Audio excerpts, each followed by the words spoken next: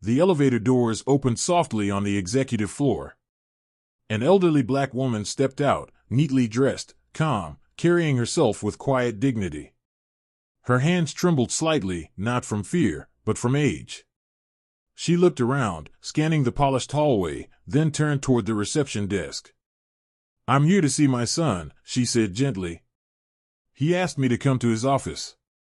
Before the receptionist could respond, a manager stormed in, eyes narrowing the moment he saw her. "Excuse me," he snapped. "This floor is restricted." She smiled politely. "Yes, I know. My son works here." The manager laughed, loud enough for everyone nearby to hear. "Your son," he repeated, dragging the word out. Then came the smirk. The slow head-to-toe scan. The judgment. "Ma'am, this is an executive office.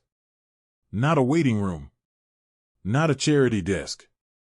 And definitely not a place for—" He paused, lowering his voice just enough to sting. "People who don't belong."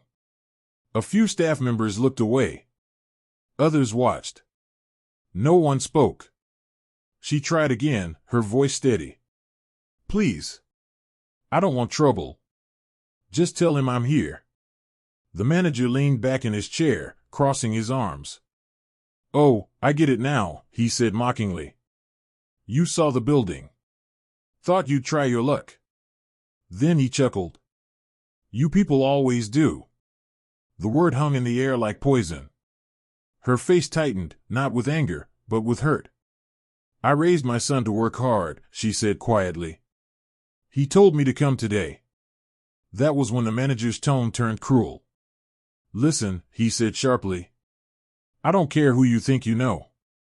You're not meeting my boss." He pointed toward the elevator. "Go back down before security escorts you." Phones were lowered.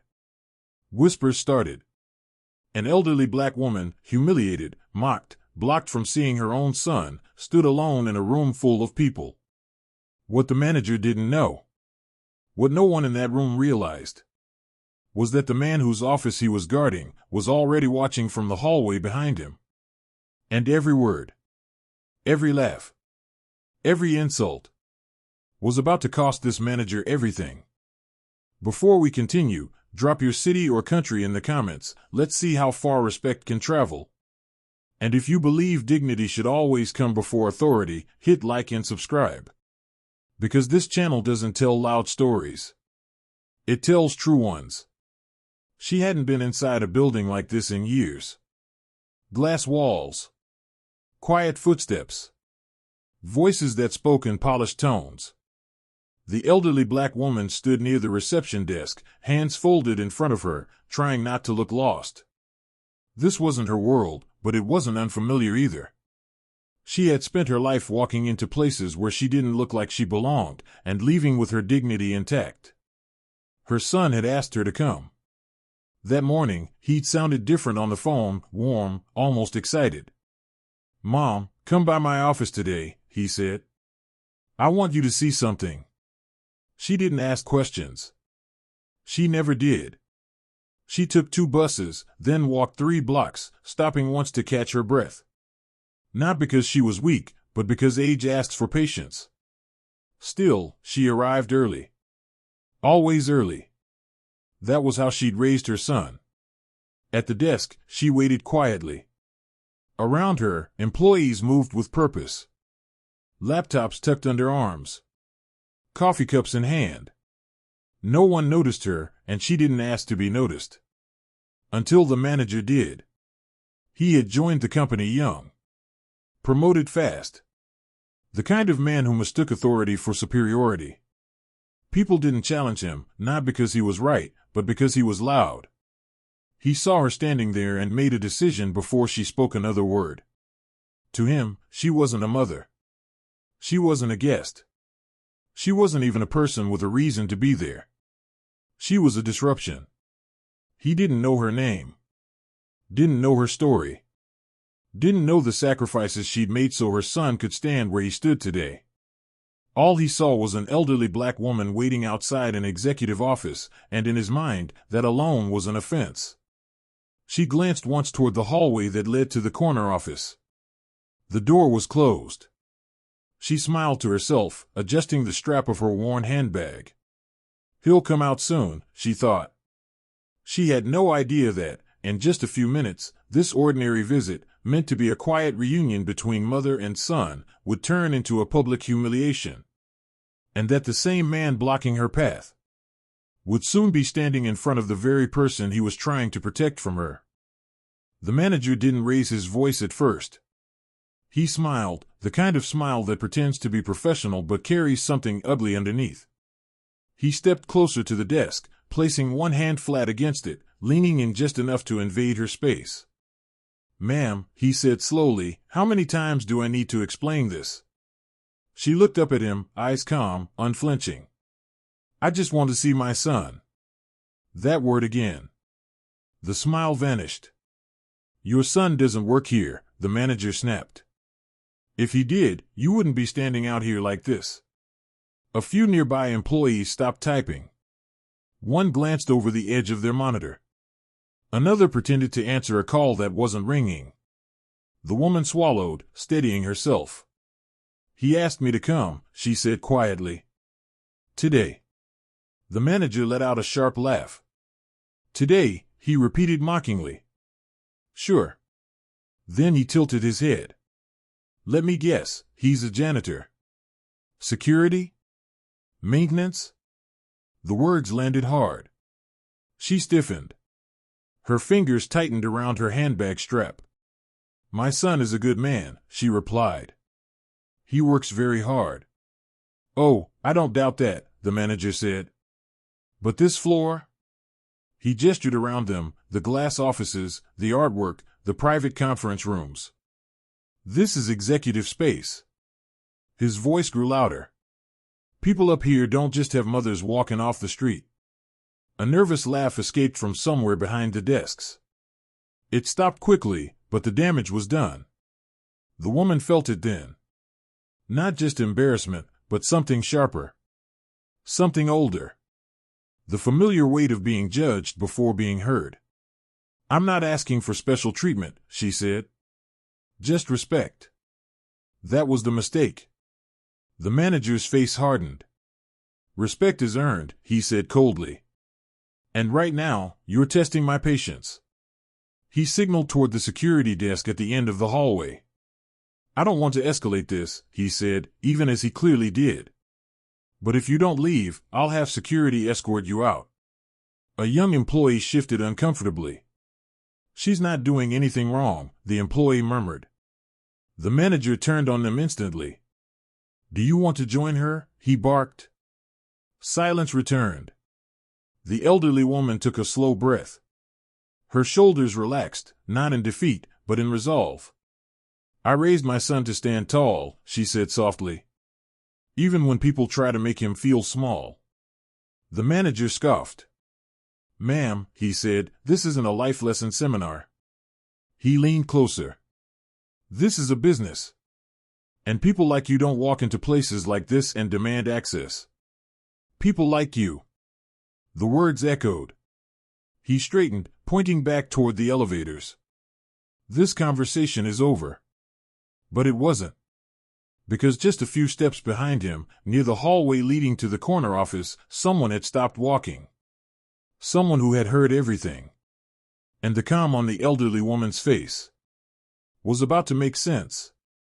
The manager smirked, convinced he had the upper hand. He leaned back against the desk, arms crossed, satisfied with the quiet control he had imposed over the room. The staff around them were tense, some biting their lips, some pretending to type, all too afraid to speak. The elderly woman remained calm, hands folded, her gaze steady but unwavering. Not a single muscle betrayed fear, only quiet dignity. What the manager didn't notice was a figure lingering near the far hallway, tall, composed, observing every word, every gesture, every cruel laugh. It was her son. He had stepped out for a brief meeting, planning to return unnoticed, but the voices had drawn him in. From around the corner, he had seen the scene unfold, the way his mother had been blocked, mocked, and insulted. Every jab, every sneer, every deliberate slight was engraved in his mind. He didn't move. He didn't speak. He simply watched. The manager, too proud and too ignorant to notice the eyes tracking him, continued. "You don't just walk into my space," he said, gesturing at the floor. "This isn't for people like you." The words should have struck the elderly woman, but they didn't. Her posture didn't falter, her voice didn't rise, and she didn't beg. She simply waited. Quiet. Composed. And that was what made it worse for the manager, because the room began to feel smaller. The staff sensed it. Something unseen had shifted. Her son's presence, silent and commanding, was like a weight pressing down on the room. The manager didn't know that the very person he was trying to protect from a mother he disrespected was watching. And he certainly didn't know how easily that person could undo everything he thought he controlled. The elderly woman finally spoke, her voice soft, measured, calm. "I am here because my son asked me to come. Nothing more, nothing less." The manager sneered. "You're testing me." "You're testing your own character," she replied quietly. The words weren't loud, but they carried. The staff glanced toward the hallway. One of them caught a glimpse of a familiar silhouette, standing firm, silent, eyes never leaving the manager. And for the first time, the manager felt a flicker of unease. Not because he feared being caught, but because he could sense that someone far more powerful than him was now present. Watching. Judging. Waiting. The tension in the hallway was palpable. Every tick of the clock seemed louder. Every breath, sharper. The manager continued to speak, but the words now rang hollow. The room felt smaller, his authority slipping without a single hand touching him. The silent figure, her son, had arrived in the story. And in just a few moments, the humiliation he had been witnessing would trigger a reckoning the manager would never forget. The hallway was silent. Even the hum of computers seemed distant. The manager, still smirking, didn't notice the shadow that had entered the room behind him. Her son stepped fully into view, tall and composed, suit crisp, eyes locked on the manager with a quiet intensity that made the man freeze mid-sentence. The manager finally noticed him. "Sir," he said nervously, straightening. "I." Her son didn't answer immediately. Instead, he looked past him at the elderly woman, who had remained calm throughout. She was still standing straight, shoulders squared, hands folded, exuding the same quiet authority she always had. "That's my mother," he said, voice low but commanding. The room seemed to shatter at that single line. Every staff member froze. The manager's face drained of color. His lips parted. A few stammered attempts at speech fell silent before they even left his mouth. "She's my mother," the man repeated, louder this time. "And you, sir, have spent the last several minutes humiliating her, blocking her from seeing me, mocking her, making her feel unworthy. Everything you said, every word, I heard it all." The manager stepped back, hands raised instinctively. I didn't know," he tried to protest. "I was just."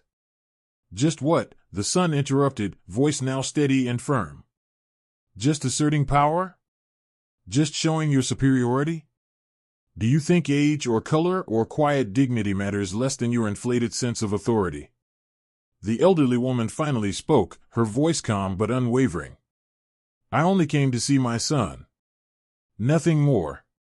I did not come to test anyone, and I did not come to provoke cruelty. But I will not stand for disrespect." The staff exchanged glances. Shock. Awe. Silence. The manager stammered, caught between fear and disbelief, realizing that every insult, every mocking word, had just been witnessed by the very person who could destroy his career instantly. Her son stepped closer. "You don't just humiliate my mother," he said, voice rising slightly. "You don't block her, mock her, or make her feel small.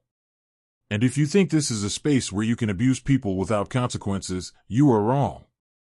The manager's eyes darted to the other staff, hoping for sympathy, but found none. They all looked at him in horror, some shrinking in shame, others silently calculating their own survival.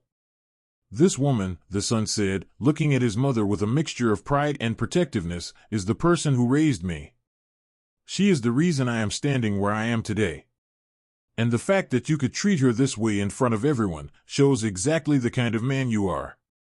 The manager swallowed hard, his jaw tight. He opened his mouth, but no words could fix what he had done. Her son's gaze swept across the room, landing on everyone who had laughed nervously, whispered behind his mother's back, or stood silent when it mattered. And all of you, he said slowly, deliberately, take a good look. What you condoned here today is not just disrespect, it is complicity. And complicit behavior has consequences. The elderly woman's calm presence amplified the power of his words. She didn't shout. She didn't cry. She simply stood tall, the image of dignity in a world that too often undervalues it. The manager took a step back, finally realizing the weight of the moment. The office that had once felt like his domain now felt like a courtroom, with him on trial before the person he had tried to humiliate and the witnesses who had silently condemned his behavior. And as the son's words sank in, the first ripple of shock spread across the room. Phones lifted discreetly. Eyes widened. Whispers began. The narrative had changed. The powerful had been humbled. The truth was no longer a secret. No amount of arrogance or authority could undo what had just been revealed. The woman he had mocked was not just anyone. She was the mother of the man who had the power to see him held accountable. In that moment, the manager understood. Everything he had done, every insult, every laugh at her expense, had set into motion a reckoning far greater than he could have imagined. The manager's face had gone pale. His smug confidence, the same that had allowed him to mock and humiliate for years, was completely gone.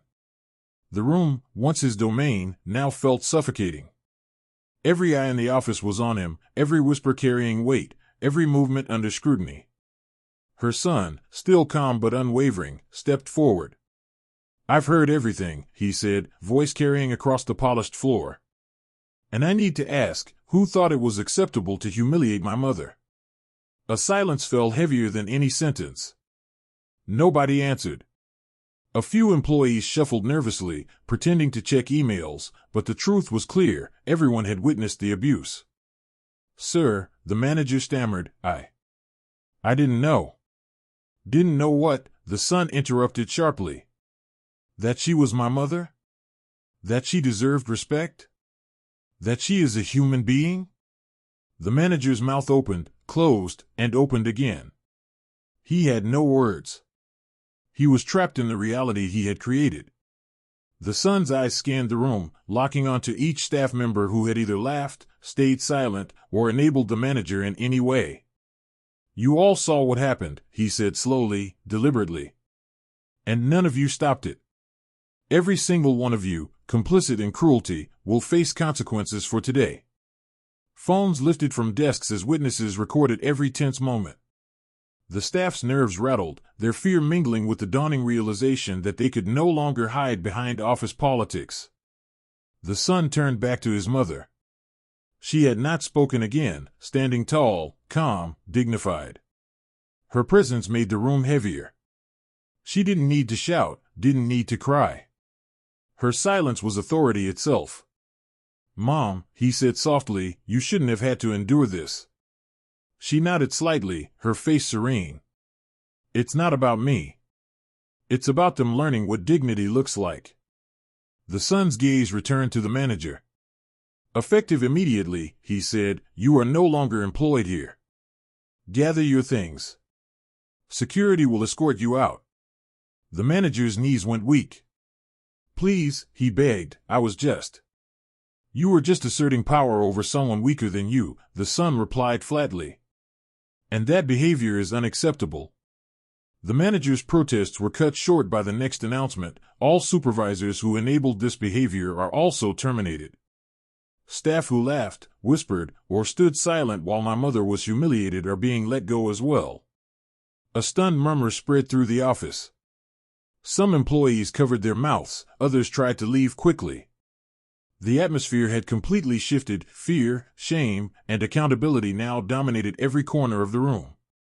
Security personnel appeared quietly, guiding the manager toward the exit. He glanced back at the elderly woman, realizing too late the magnitude of his mistake. His humiliation had reached its peak, and now the consequences were absolute. The son watched as the staff exited, one by one, recording every moment for HR and legal purposes. The lesson was clear: cruelty, complicity, and arrogance have consequences, and no one, no matter their position, is above accountability. The elderly woman finally spoke, her voice calm but carrying authority. Justice doesn't need to shout. It simply arrives when the time is right. Her son placed a hand gently on her shoulder. You see, Mom, some people need a lesson in respect, and today, they received it. A few employees who remained, those who had stayed neutral or refused to engage in wrongdoing, exchanged silent glances. They understood the weight of what had occurred. The office, once a place of casual arrogance, now respected her presence in a way that no words could enforce. The manager, escorted out, had only one thought repeating in his mind: I humiliated her, and now I've lost everything. The son turned back to his mother. Shall we go? He asked. She smiled softly. Yes. Let's leave them to reflect. The office fell into an unusual silence. Phones were put away, whispers ceased, and the tension slowly faded, replaced by a sense of reverence. The lesson had been taught, and justice had been served. In just a few minutes, power had shifted. Authority had been checked. Humiliation had been reversed. And everyone in that room now knew, no one disrespects her, or anyone like her, and gets away with it. The son escorted his mother down the hallway, side by side, dignified, unshaken. Behind them, the office remained in stunned awe. The world had shifted in that moment, quietly, firmly, and permanently. The elevator doors closed softly behind them, leaving the stunned office behind. For the first time that day, the elderly woman exhaled fully, her shoulders relaxing, her calm smile returning. She hadn't raised her voice. She hadn't sought revenge. Yet, the room had witnessed the truth, and justice had quietly taken its course. Her son walked beside her, respectful, proud, protective. You handled it perfectly, he said softly. Your calm, your strength, it made all the difference. She shook her head slightly, her eyes glinting with quiet wisdom. It wasn't about me, she said. It's about teaching them that dignity cannot be mocked. Respect is not optional. And power without humanity always fails. The city streets felt different as they stepped outside. The sunlight highlighted her composed features, every line on her face a testament to a lifetime of resilience. People passed by unaware of the storm that had been settled within those walls, but for her and her son, a weight had lifted. Back in the office, rumors would spread. Stories would be told. And the manager, once arrogant, would carry the lesson of that day for the rest of his life. But for her, the lesson was simple: truth and dignity endure. She turned to her son, smiling. Let's go home. Today, justice didn't shout. It simply arrived, quietly, firmly, and unmistakably. He nodded, and together, they walked away, leaving behind a room that would never forget the sight of an elderly black woman standing tall, unbroken, and respected, a living reminder that humiliation cannot survive where dignity exists. Stories like this remind us that respect and dignity are never optional. If you've ever witnessed someone being humiliated, or stood silent while it happened, remember, truth always finds its way to light. Comment your city or country and share where you stand for justice. Hit like and subscribe if you believe in standing up for those who deserve respect, no matter their age, color, or status. Because justice doesn't wait, it quietly arrives, and it never forgets.